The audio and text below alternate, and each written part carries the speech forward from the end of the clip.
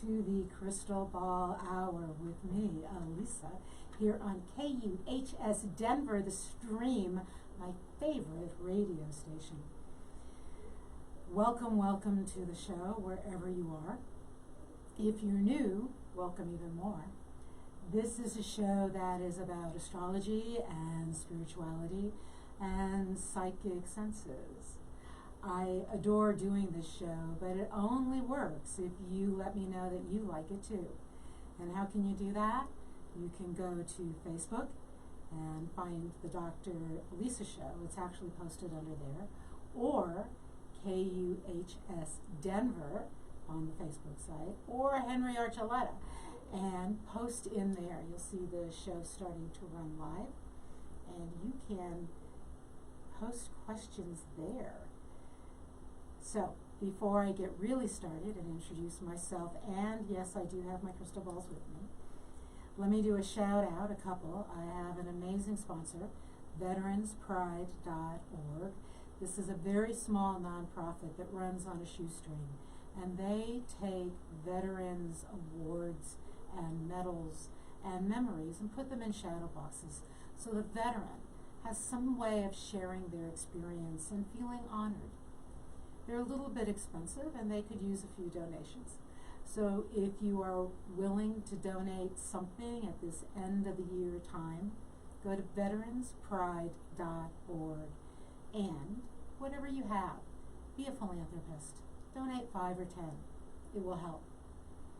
And also a shout out to an organization that I love supporting, the MS Society, and I'm involved with the Colorado-Wyoming chapter. And if you have MS, have a family member who has MS, has a friend who has MS, this society is absolutely amazing. And it's one of the ones close to my heart because of the MS issues in my family. So, those are my shout outs. What about me? If you're new to this, yes, this is Dr. Lisa from the Dr. Lisa Show. And you know that I came out as a psychic and a channeler and a reader on this station and on this show almost a year ago. I do believe I started in April of 2019. And it has been absolutely fantastic to be able to share that part of me. Part of the show then is to help you sink deep into yourself and find that energy within you. To trust your inner wisdom, to trust your sort of spidey senses, your psychic senses. And sometimes knowing that somebody else is doing that helps. I've also, you can find me at elisarobin.com. Robin is spelled with a Y. I am an astrologer. I do private sessions. I have packages. You can find me there. And if you go to that site, you'll notice that I've been published and cited in many, many online articles about astrology, spirituality, personal growth, personal development, and even things like tarot cards. So, lots of ways to find me. Follow me on the Dr. Lisa Show and on elisarobin.com. I'm also an author, and you can get my blog probably every other week. So if you sign up for my website, you won't get overwhelmed. And my new book, Dark Fire, should be out in January. My old book, which is, they connect at the very end. The two books actually weave together, and will weave together in a third book. This is called The Way of the Well. It is a spiritual, adventurous romance, heavy on the romance, but absolutely also heavy on the spiritual journey.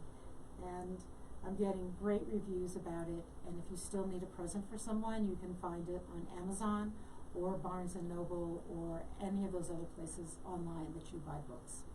So, enough about me. I've had people ask me, how is it I learned to read a crystal ball?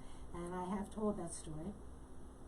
The short version is, there's an old Kabbalistic tradition that I learned at my great aunt's table. She was probably a great cousin as opposed to a great aunt, but I'm not actually sure. And the women at Shabbat would fill a crystal glass with red wine and hold it up so they could see the candlelight through the wine and talk about the future. And that is actually often how I read, with a big round wine glass with some red wine in it and candles. Not something I wanted to bring into the studio, and it has to be kind of dark for that to work. So I bring in the 4 crystal balls I have. If you've seen the show before, you know I have this amazing complete black one that is leaded crystal, a clear one that's leaded crystal, a amethyst one, and a blue agate one, different sizes. So how does this work? First, it works by me updating my page so I can see if anybody is posting anything. If you're interested in a reading today, what you do is you post questions in the site. I'm going to be talking a lot about astrology today, and so if you're not interested in posting, just be prepared to think about your chart, because we are talking about the amazing stuff going on today.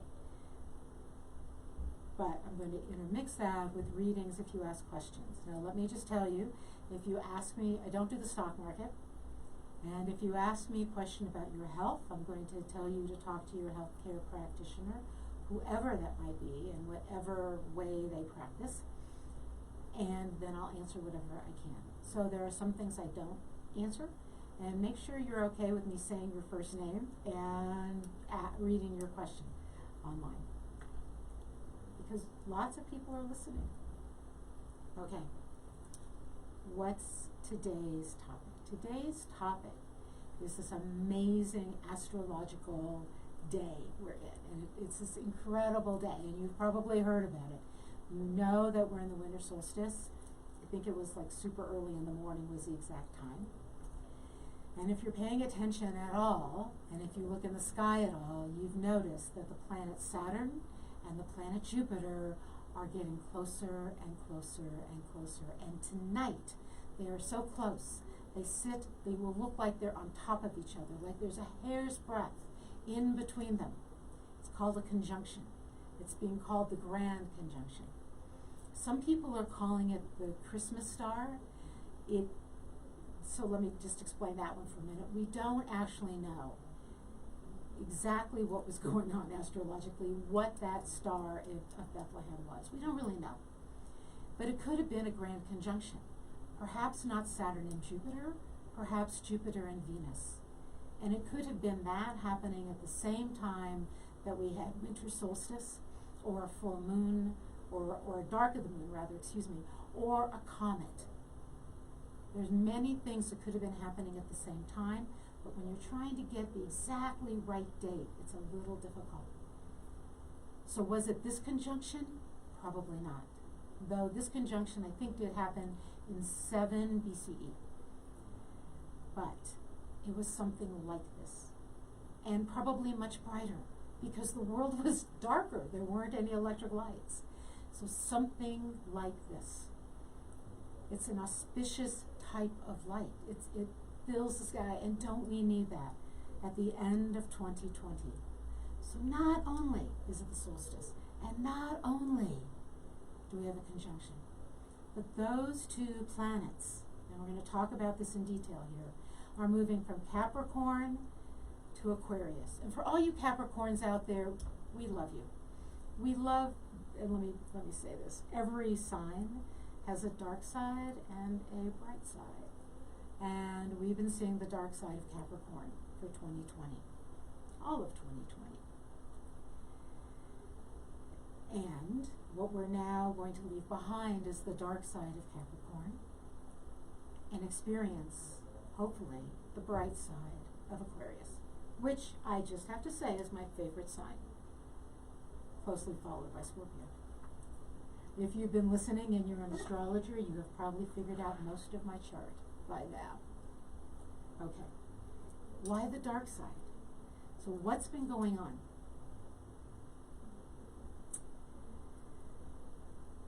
In all of 2020, 3 planets were conjunct, and I've talked about this. Pluto, which is the planet of great shamanic transformation, creative destruction. Pluto always wins in any battle, just so you know. It has been conjunct Saturn and Jupiter in Capricorn. Pluto shows us the dark side of whatever it's in, and it's been in Capricorn. What's the amazing things about Capricorns, because we love you? They can build things. They understand a beautiful form of ambition. That's the light side of Capricorn, a beautiful form of ambition, a form of commitment, the understanding that there are things worth conserving in the world, conservation, being aware of the next 7 generations. There are commitments we make that are worth keeping. If you have children, raise them well. That's a commitment worth keeping. There are old values that we should hang on to. Don't lie. Be a good friend. If you're going to be in a leadership situation, be good at it. Be honest. Be a model. Those are the bright sides of Capricorn. What's been happening, of course, is with Pluto and Capricorn, we've been experiencing as a planet the dark side. To add to that, Saturn has been in Capricorn, and we have been finding that we've been building structures and desperately and fearfully holding on to the past. Remember, to conserve things can also mean to hold on to things that perhaps we've outgrown.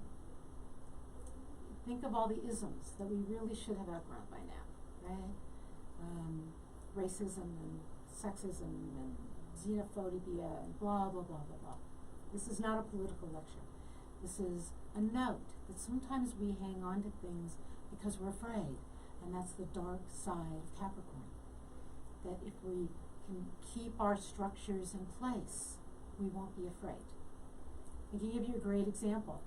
New Orleans, for those of you who know anything about Louisiana and know New Orleans well, if you've been there, you've noticed that when you look at the river and the Mississippi and you look at the land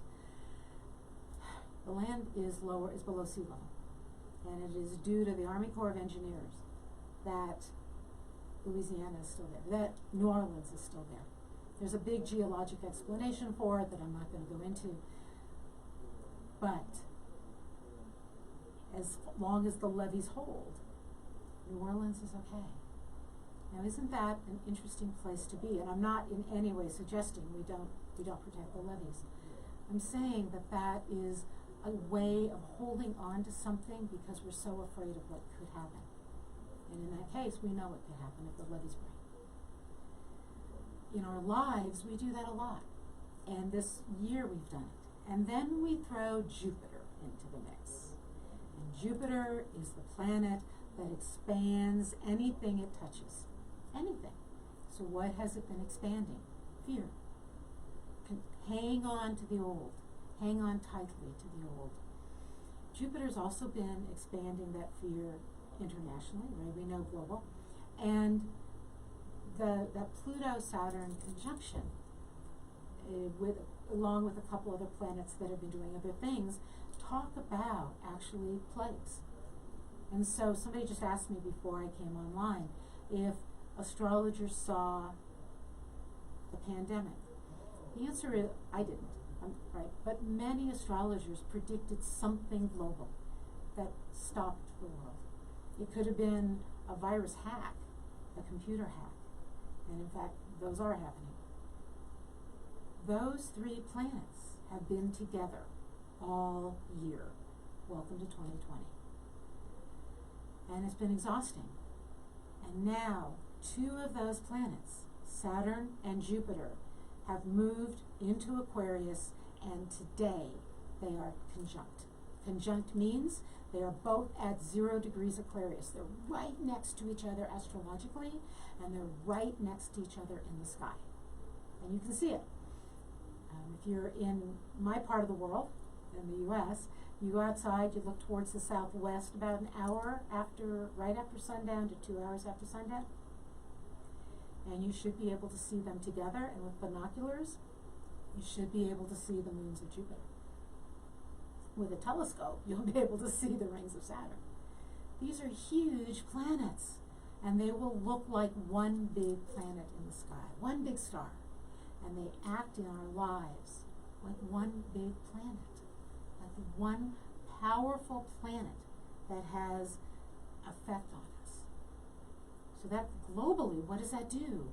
It makes us, so Aquarius, on the light side of Aquarius, is the forward thinking, the scientist, also the astrologer, but the out-of-the-box thinker, the let's move into the future.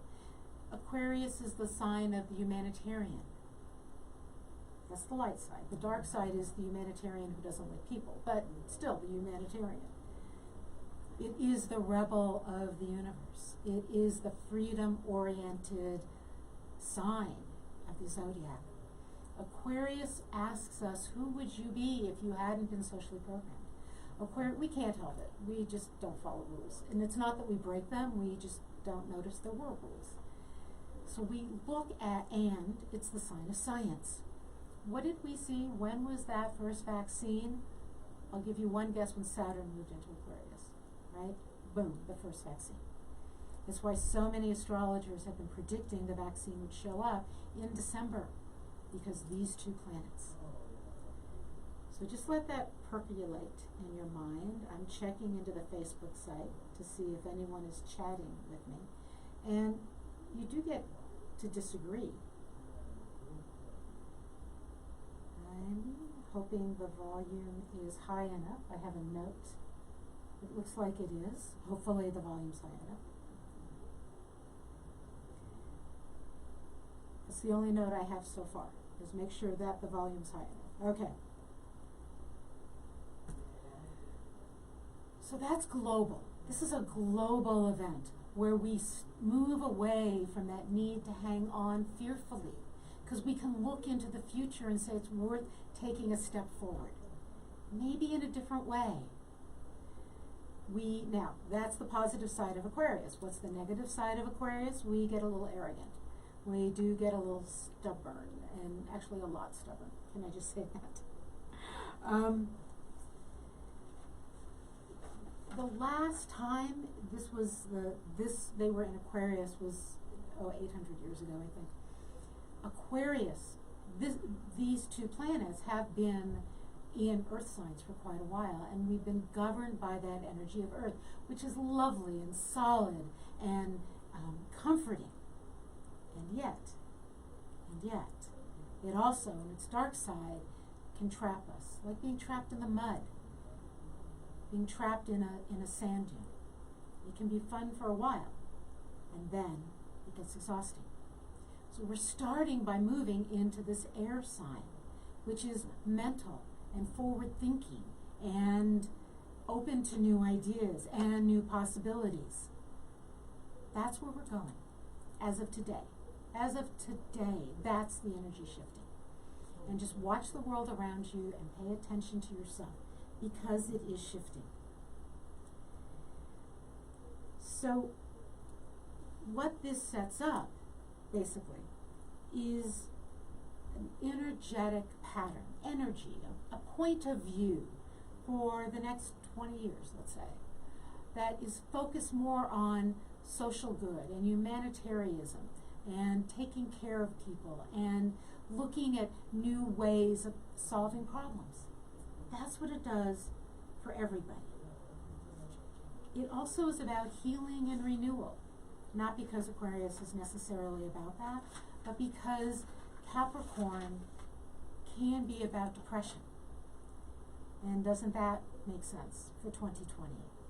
It can be about patience that feels like a heavy load, like you were carrying a heavy load. And doesn't that sound like 2020? The air sign is just uplifting. Aquarians are trailblazers.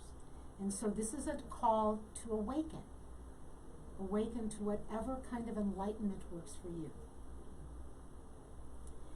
Okay, so what I want to do is go through what it means for each of us individually, and say that whatever you believe in, goal setting, magic, setting intentions, blessings, prayers, it doesn't matter. Whatever you believe in, today is a day to do that. to have a solstice ritual, to do extra prayers, to do extra blessings, to set your intentions for 2021, because today is basically the start of 2021. We're moving forward. Pluto's going to hang out in Capricorn for a while longer. And I'm not saying that we're in the age of Aquarius that we used to dream about in the 60s, where everybody's lovely and peace reigns everywhere. But we're changing. We're embracing something new. So let's talk about what it means for each of you. Now I'm just going to check into this Facebook site and see if any of you have particular questions. Let me tell you that if you want to know about what 2021 is for you specifically, this is a great time to have an astrological reading. To have somebody pull your chart and to look at that chart and say, here is what this year means for you. And I'm going to give you a taste of that. Now, how do you work with this? If you know you're an Aquarius sun or Aquarius moon or Aquarius rising, this might make sense for you, a lot of it. But what I'm really going to talk about, and remember, astrology is more than just your sun sign. We've had this conversation, right? There are 10 planets and 12 houses, and you have each of those planets and some of those houses in a different sign. So when an astrologer works with you, it would be, just using your sun sign would be like a psychological evaluation that just used your first name. It's just a very, very tip of everything else. Astrology is much richer. Or if you do Myers-Briggs, for example, imagine if the only thing you knew about Myers-Briggs were you an introvert, are you an introvert or extrovert? And that's it. Well, that's nothing. That's not how the Myers-Briggs works. That's not how strengths inventories works. So astrology is much deeper. So if you have your chart, this is a great time to grab it. If you don't, go online, Google run a free astrological chart, put in your information, and pull a chart. You absolutely need your time of birth for this to work. But what you'll see is how there's Aquarius in one of those houses. Remember, the houses are those pie-shaped things that go around the chart. And we count them, 1 on the far left, below the horizon, and then counterclockwise all around to 12. That's how this stuff works. And I am going to talk about Jupiter and Saturn by house. What does it mean by house? What is going to be, where is this going to play out in your life this year? You with me? I'm checking online. See if you're with me. Now I know there's astrologers out there, and it would also be fun if you disagreed with me to put something in there also. That would also be fun, just because. Okay, I am going to assume that I have hypnotic powers and that you are listening to the sound of my voice and breathlessly waiting to hear what is happening for you astrologically this year. Okay. The key words for this moment is that are scrutinize, to scrutinize with suspicion. Okay? Now, I got this from one of my very favorite astrologers, Stephen Forrest. You can find him online.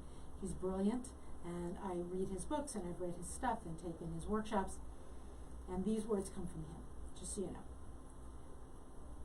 Scrutinize with suspicion. Why? Because we've all pulled in 2020. We've all hung on tightly. And now it's like there's an opening door, and now we have a chance to re-examine. What are we re-examining? It depends where Aquarius is in your chart. So if you have your chart, look at it. Look at those 2 squiggly lines. They look like water. They're not. They're electricity. Or maybe they're microwaves, or maybe they're Wi-Fi waves, right? Internet waves. There's no telling with Aquarius. And let's go through the chart.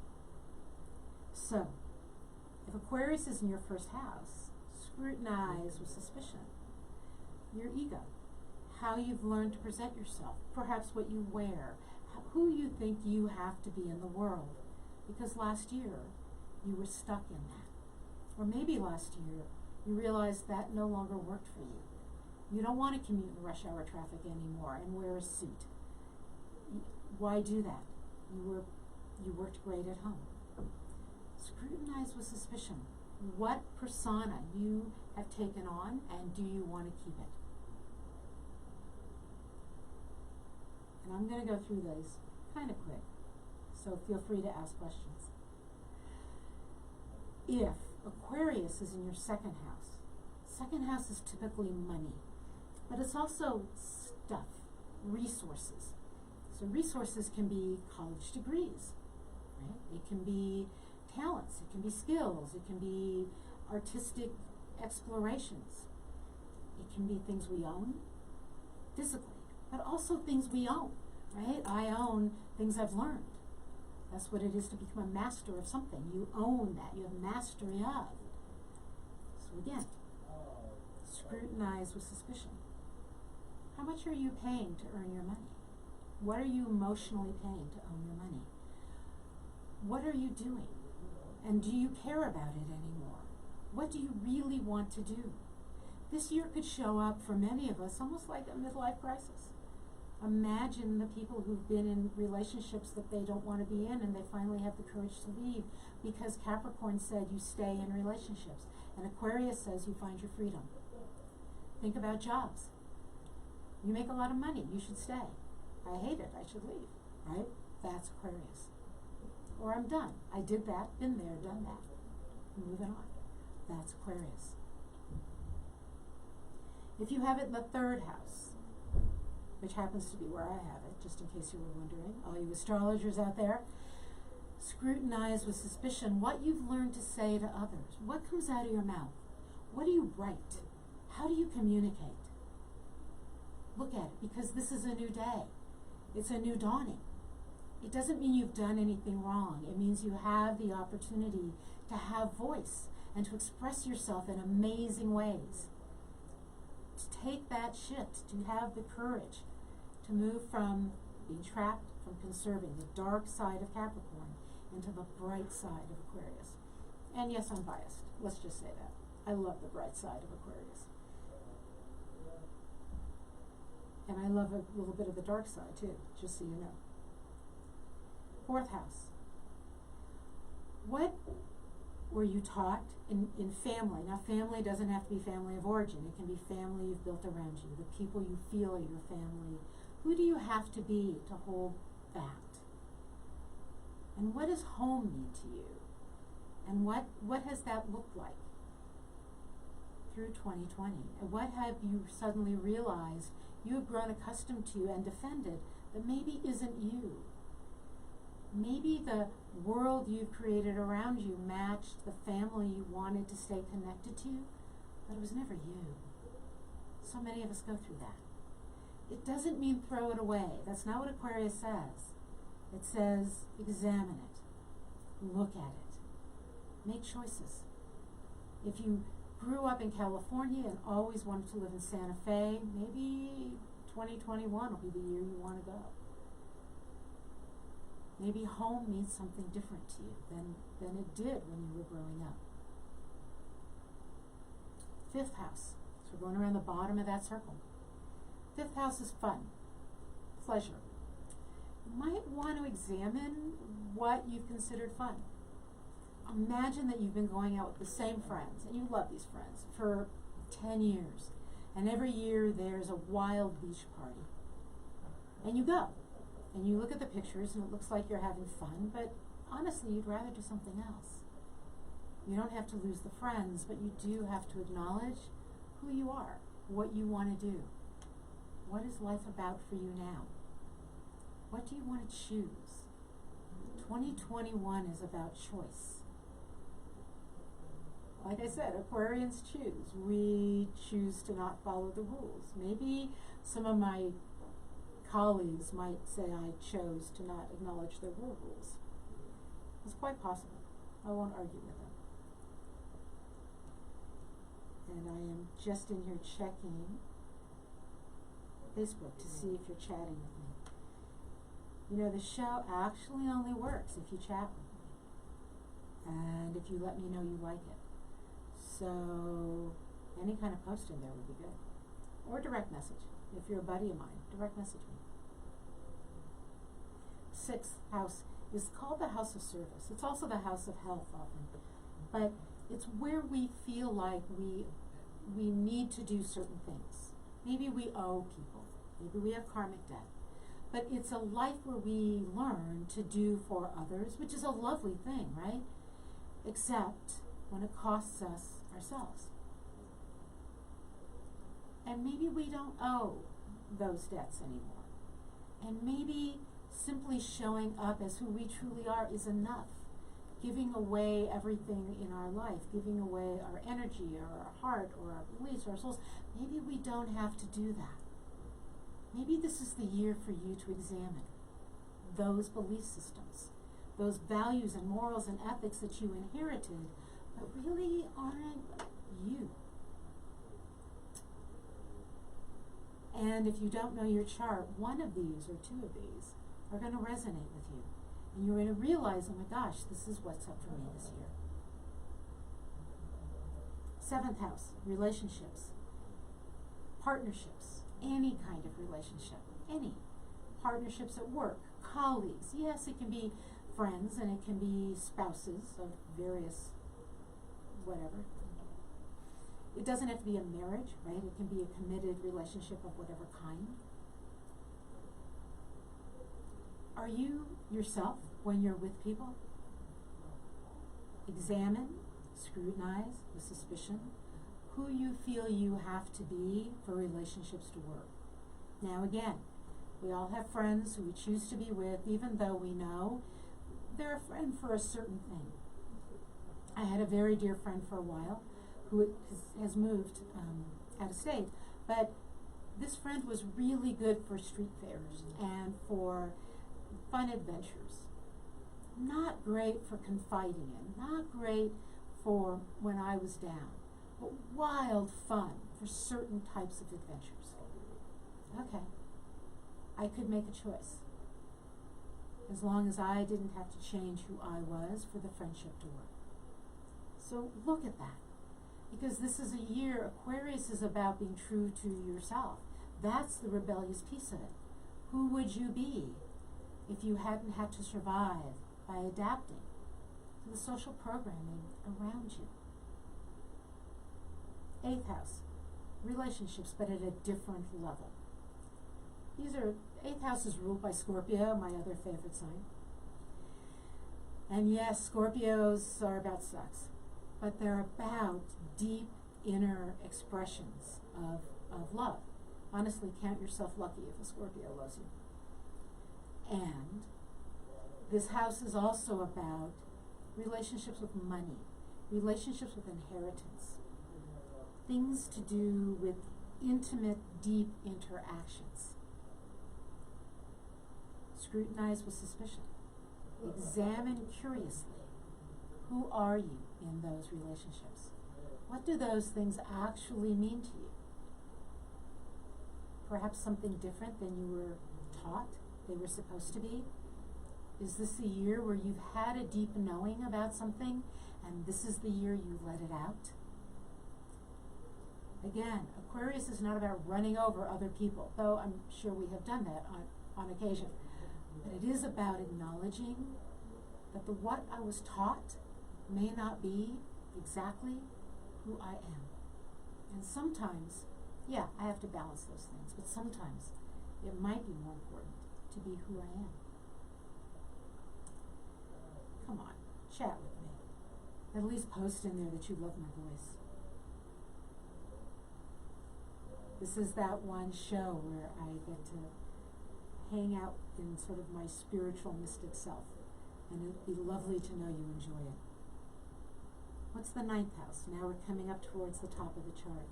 9th house is religion, philosophy, it can be travel, which for many people, if you've got Aquarius in your 9th house, as soon as you feel safe, and maybe you've already done it, you're going to be on an airplane. You are going to be traveling, maybe moving, because you've been restricted enough. But for other people, this might be examining, right? Curiously examining, scrutinizing, suspiciously looking at. Do you believe in what you believe? So many of us have religious beliefs based on what we taught. Our parents were X, so we're X. Our parents, our family, our community believes Y, so we believe Y. We listen to news channel A and we believe A. It's what surrounds us. Is that who you are? What if you dipped your toe outside that? Jupiter and Saturn in Aquarius, so yes. What if you open up the world? And Jupiter makes things easy. Saturn makes things a little bit harder, but when they're together like this, it makes easy the harder activities. So climbing a mountain can be difficult, but if you know there's gold at the top, it's easier. That's Saturn and Jupiter working together. So what if this is the year where you realize that you're not exactly what you were taught, and that maybe you start going to services, or you stop going to services, or you try different services, or regardless of what people say, are they upset with you when you do one or the other? Does your community say, no, it has to be this way? What if this is the year you explore? Saturn and Jupiter in Aquarius in your 9th house suggests that. Take that opportunity. 10th house, reputation, job, how you're seen in the world.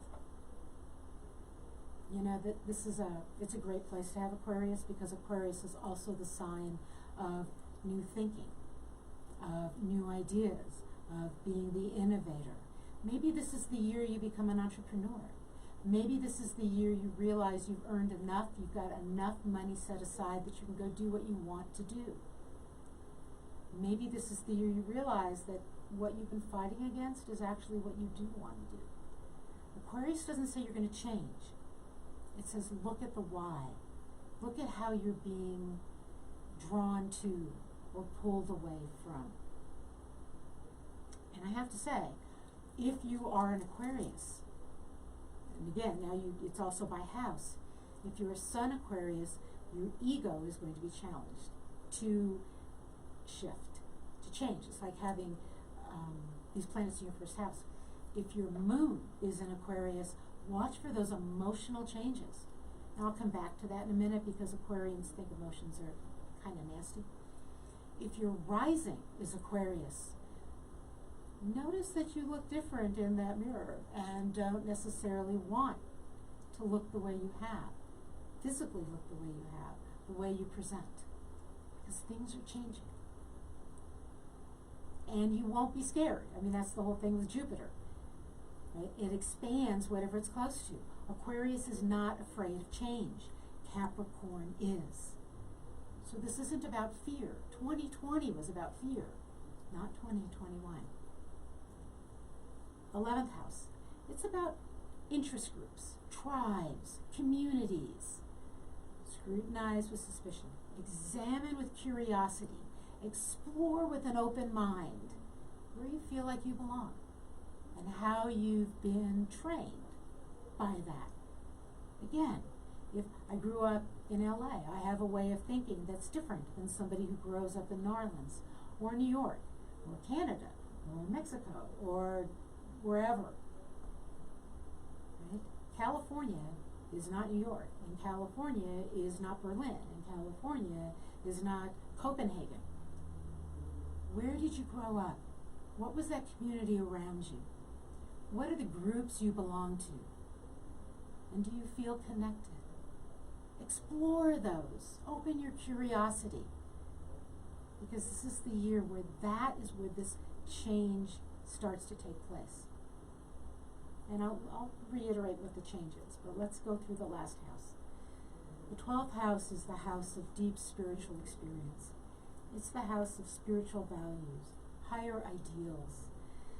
It's also ghosts and ghosts from the past. What's interesting about the 12th house is we often don't know what is in there except by reflection, because we can't see it. It's the hidden part of ourselves. Saturn and Jupiter in Aquarius in your 12th house, that could be fascinating. What shifts in you about your deep beliefs, about your values? How do you change how you see your past? Do you feel like you've spent too much time on the mountain meditating or not enough time on the mountain meditating? There's a deep shamanic shift for you in 2021. Let's play this again. Saturn is the planet that builds structure. It contains. It gives us a lovely form of foundation, a sense of foundation. It gives us form. The form we create, but form. It is, again, a lovely form of ambition. It is all those things that help us connect to others in a way that conserves unity. And it is about conserving, as in conservation. And Jupiter is the planet of good luck. We think of it that way, but it's easy. It expands things. So imagine, wherever you have those planets, what it's saying to you is, yes, scrutinize this. Look at this, because who you were may not be who you want to be or who you truly are. What is it you want to do? You want to build a world from that house, from whatever house this is in. You want your next year to shift in that area and expand and grow, because climbing a new mountain is going to be easier in 2021 because Jupiter is going to help. Changing careers, embracing new thoughts, owning your own voice, changing your perspective, changing your presentation, how you look, how you feel, your relationship with the money, your relationship with your job, with friends, with your sexual relationships, with your deep, intimate relationships. 2021 is the year of change there, where you embrace that piece of yourself that has felt constrained and restricted and wants some freedom. Now, I have to say, not everybody's going to behave, right? Because not all Aquarians behave anyway.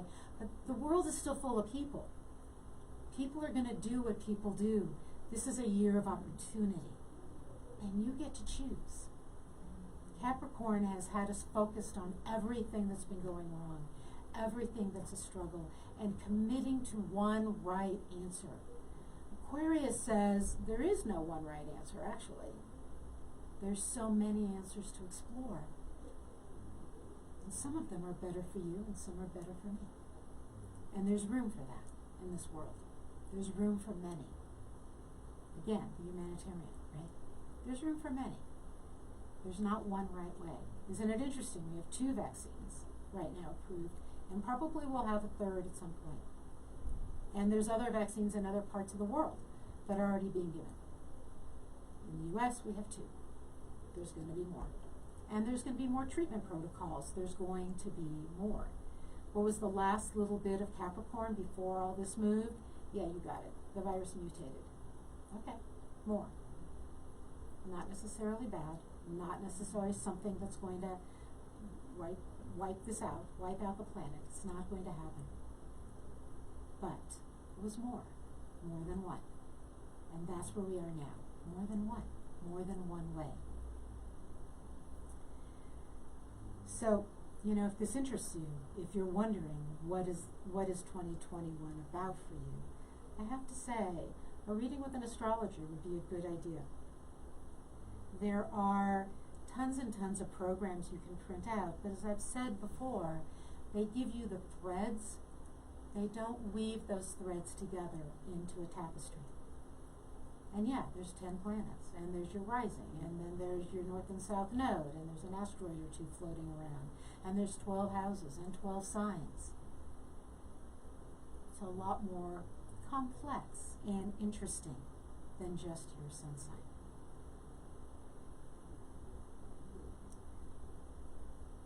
Okay. So, I'm not seeing any of you asking questions. I would love it if you did. How do you do that? Oh, where are you? By the way, let me take a pause. This is Dr. Elisa on the Crystal Ball Hour on KUHS Denver, The Stream, this amazing radio show. And my sponsors are veteranspride.org, and the nonprofit close to my heart is the MS Society. I'm a trustee, actually. I'm on the board of the Colorado-Wyoming chapter. And today, what we've been talking about is this Jupiter-Saturn conjunction in Aquarius. Now, if you look up in the sky tonight, you're going to see them together. And as I said, they'll be some of the brightest in the sky. We don't have a full moon, we do have a quarter moon, so it might be dimmed a little. If you saw it a few days ago with the new moon, they weren't exact, but it was pretty bright. But they're going to be so close together, they're going to look like one planet. And when that happens, in astronomy it happens, but in astrology, when that happens, it marks your chart. It's like you've got a new planet for a year, and this one maybe for 10 years, in your chart, that activates a part of your chart. Now, if you, as I said, if you have a moon in Aquarius, and it's sitting like at 1 degree, or it's sitting close to that, 0 to 1, maybe within 10 degrees of that, expect to feel some emotional changes. In fact, expect to feel some emotions. Classic dark side of Aquarius, we live in our heads. One of my girlfriends today on the phone asked me how I felt about something, and I said I wish I knew. I know how I think about it. I'm trying to get into my emotional self. Aquarius, this is a big shot of energy in there. It doesn't make you more emotional, but it does clarify. And it hits that moon, if you've got an Aquarius moon, and it transforms you emotionally. So, wherever you have Aquarius. Now, there are signs that are opposite and right angles. So if you're Leo, all of this is happening directly opposite you. All you Leos are like, on the other side of the room, looking directly across at that, and seeing that light shine back at you. Oppositions. They're good things. They challenge us like a good, healthy debate to come to a higher understanding. Leos, expect that in 2021. A higher understanding of how you want to build your world and how you want to grow it. What's at right angles to it? Well, this gets fun. Scorpio and Taurus. Taurus, I have to say, this could be a challenge, and you know that. Taurus is the lovely sign of contentment, of sensuality, of being solid. And of all the signs that hates change, I would put Taurus probably at the top. Capricorn and Taurus, right? I think it is those two signs for which the physics of a body in motion stays in motion, and a body at rest never gets off the couch again. But that law of physics, if you didn't know that law of physics, that's why it was discovered and written. Because it is that ability to be content and stay in one place. And yet at a right angle to you are these powerful, powerful planets saying it's time to rethink it, it's time to examine it, it's time to change it. I think you may have a little rock and roll going this year for you, Taurus, just saying. And my wonderful, wonderful Scorpio friends, you too are at a right angle to this. So it's a different kind of challenge. Aquarius, again, doesn't like emotions. Scorpio is the deepest feeling, emotional sign in the zodiac. We've talked about that on this show. Scorpio feels something so deeply that they feel it physically. They physically experience their emotions.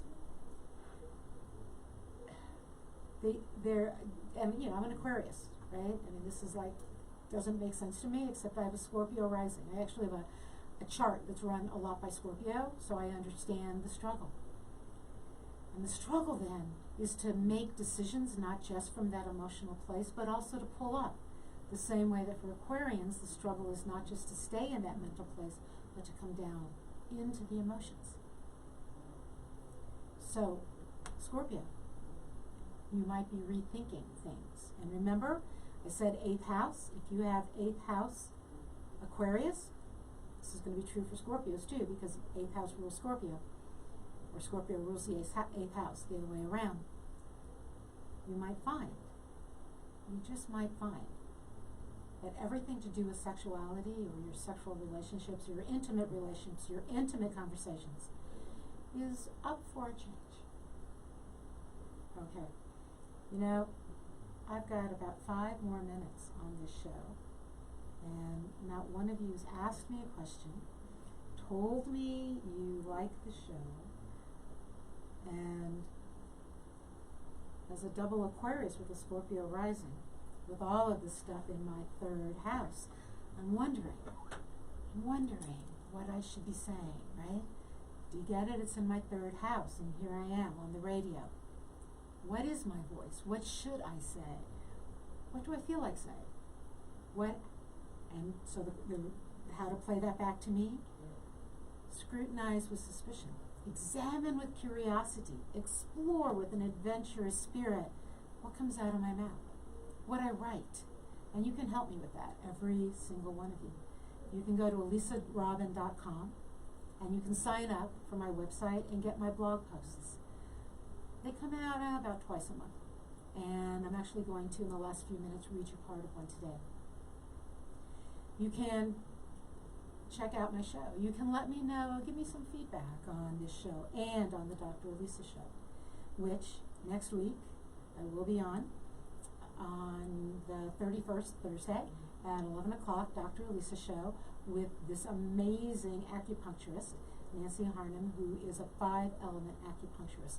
And we are going to celebrate the new year and the new launching of that with suspiciously examining with curiosity, exploring with an adventurous spirit the world of 5-element acupuncture. And here's what I want to leave you with today, and this is my most recent blog. Brilliant stars call to the fire in my soul during the long dark nights before the solstice. This year, every candle, every holiday light, every star, every planet, every asteroid are more precious and more significant. The solstice, marking the shift from darkness to light, will be momentous in this year of shadowy fear and anger and pain. I imagine the light of the stars eloquently dancing with the light of the Hanukkah candles that I lit for 8 nights, spiraling and swirling around as they illuminate my heart. I lit the Hanukkah candles to honor a miracle embedded in my DNA, a memory that I did not live, but that haunts me. And from a place of inner darkness, my heart has been cracking open, releasing the radiance of my turquoise soul flame to join the spiritual light of the season. And then I realize the truth about this life. When I courageously embrace my soul's craving by fully living my truth, fully living and loving every moment of my life, by walking with grace and gratitude, I become the candles that illuminate the darkness in the world. That's it. That's the secret we're all yearning to find. What we're all searching for, our meaning and purpose, our passion, our life mission. The secret to manifesting the life we crave. This year, and it's been an amazing year. I've been on this station now for 1 year. This year I wish for you the wisdom to acknowledge your light, whatever it is. The courage to open your heart, and I'm working on that. And the joy of letting your soul's journey shine on the faces of those around you. Because that's all you have to do in this world. When you live like that, regardless of your job description or your title or where you live, you are living your life's purpose. You are changing the world. You are illuminating the darkness while also embracing your own darkness. And that's what I wish for you. Whatever you celebrate in this season of shifting from darkness to light. Thank you for joining me today on the Crystal Ball Hour. Please stay ignited like a candle. Stay inspired while that light shines on you. and stay safe and well. And I will see you on Thursday.